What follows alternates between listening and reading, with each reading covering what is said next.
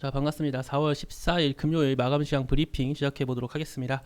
금일 국내 증시 움직임을 살펴보도록 할게요. 코스피와 코스닥. 네, 코스피 같은 경우는 금일 상승 종목 600개, 하락 종목 250개입니다. 260개네요. 코스닥은 상승 종목 960개, 하락 종목 521개고, 수급을 보시면 양거래소 모두 외인과 기관의 동반 순매수세가 이어지는 가운데 개인의 순매도세가 나왔습니다. 오늘 원달러 환율 약세 나와주면서 1,300원 밑으로 하락한 모습이고, 긍정적인 수급에 힘입어 비차익 순매수 역시 매수세가 이어졌습니다. 코스피 같은 경우는 0.38, 코스닥은 1.07% 상승으로 마감된 모습입니다. 자, 일단 원달러 환율부터 살펴보도록 하겠습니다. 자, 원달러 환율 같은 경우는 지금 2거래일 연속 강한 약세가 나와주고 있는 모습인데, 자, 환율 보시다시피 큰 약세 이어지고 있어요.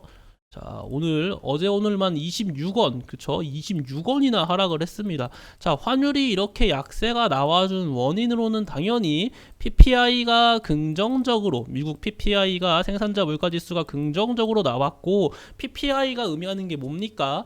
물론 PPI가 중요한 게, 물론 미국은 상대적으로 떨어져요. CPI에 보다 PPI가 떨어지고, PPI가 중요한 나라는 미국이 아니라 중국이라고 여러 번 말씀을 드렸습니다. 하지만 PPI가 가지는 의미는 CPI에 대한 선행지표로 많이 사용되기 때문에 PPI가 낮게 나왔다는 것은 다음 CPI가 보통 긍정적으로 나올 수도 있고요. CPI가 긍정적으로 나온다는 것은 어떻게 되겠죠? 다음 FOMC 회의에서 물론 0.25% 금리 인상을 하겠으나 이젠 강달러 현상은 이제는 지속적인 금리 인상 올려지고 그러는 거는 많이 완화되겠다. 금리 인상에 대한 리스크가 많이 완화되고 있는 상황이다라고 말씀드릴 수 있겠습니다. 자, 그래서 환율의 약세 나와주는 거 참 긍정적인 소식이라고 할 수 있겠습니다.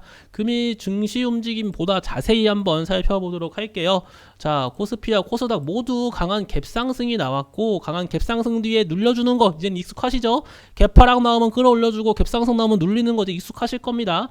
오늘도 그러한 모습이 이어지다가 다시금 반등이 나와줬고, 코스닥 역시 긍정적인 흐름이 이어졌다라고 말씀을 드릴 수 있겠어요. 자, 금일 에코프로 삼형제 체크해 보셔야 됩니다.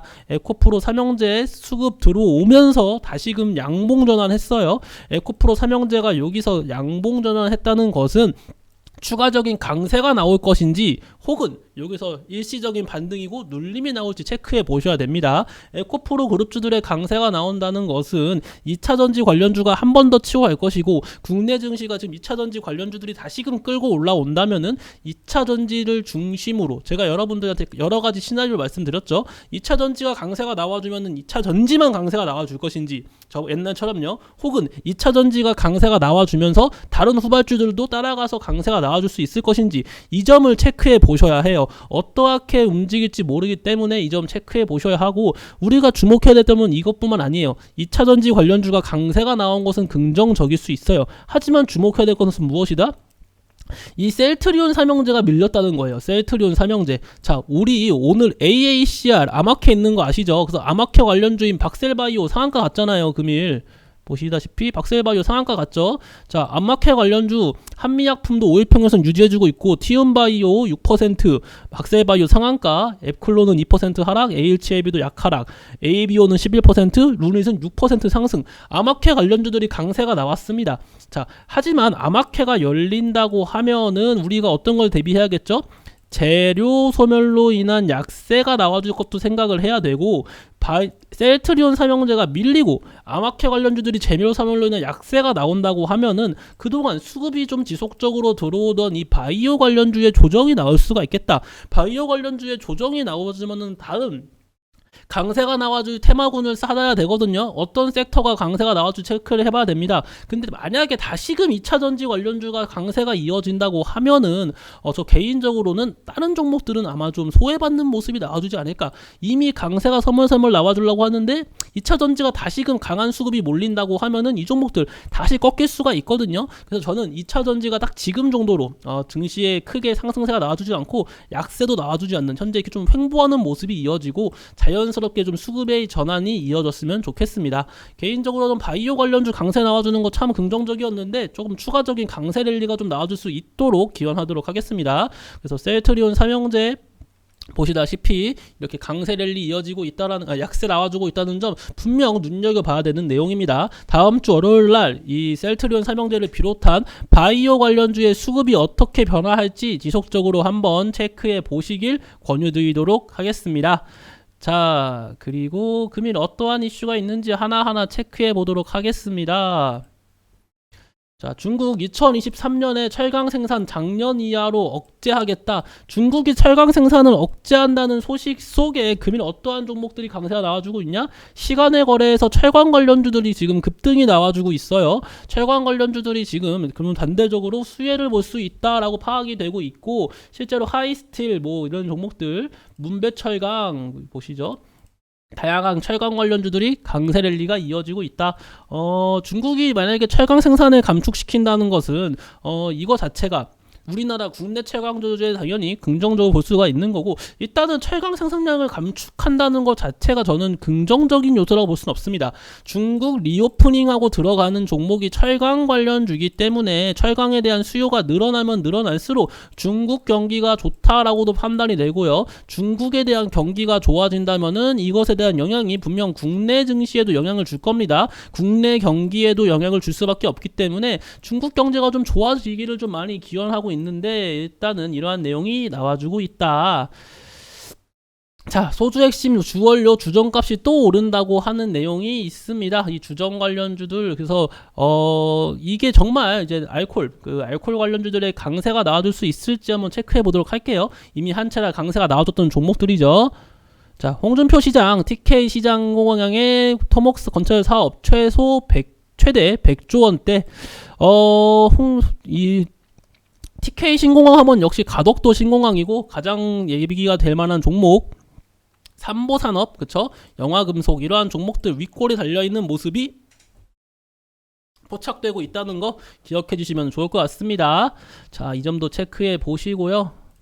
자, 현대차 그룹 전기차 투자 금액을 3조 원 늘렸다. 생산 목표량도 상상시켰다는데, 자, 이거 정말 긍정적인 얘기가 될 수가 있습니다. 전기차 관련주들 최근 현대차 그리고 기아 이러한 종목들 추가적인 강세 랠리 이어질 수 있거든요. 아직 5일 평균선 이탈이 나와주지 않은 만큼 이런 자동차, 전기차 관련주들 지속적인 체크해 보시길 바라겠습니다.